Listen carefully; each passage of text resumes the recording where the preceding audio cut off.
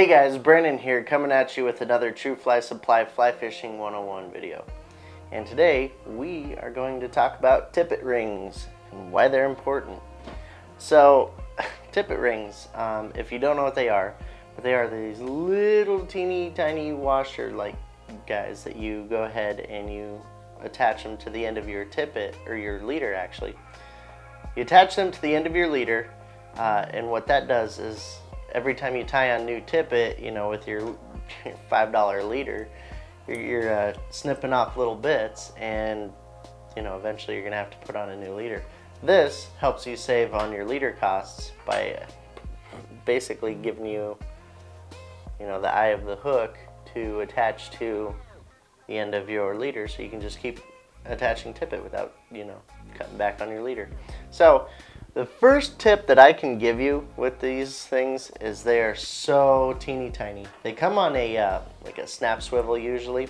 So first tip I can give you is don't take them off until you've tied your leader on. So what I mean by that is what you're gonna do is you're gonna take the end of your leader here, and I'm trying to use like a pretty big ostentatious color for all this, that way you guys can keep track of it on the camera here. Just gonna go ahead. It's really hard to even kind of separate these guys too. So once you get it threaded on there, just tie it on, you know, using your clinch knot just like you would any other fly or hook or anything of that nature in fishing.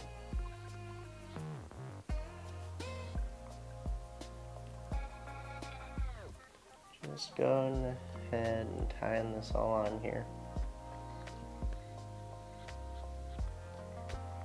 Alright. This isn't exactly the prettiest knot I've ever tied, but it'll work for the sake of the video. So anyways, go ahead and trim your tag end.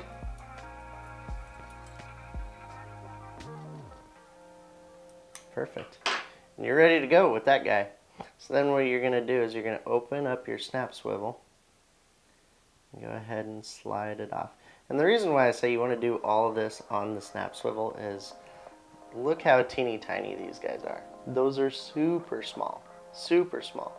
So you want to go ahead and do this, all your work on your snap swivel, so that way it's at least attached to your leader if you drop it.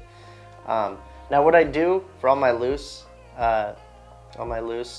tippet rings here is I take my dollar fly club or my True Fly Supply puck, and I just go ahead and toss it in there.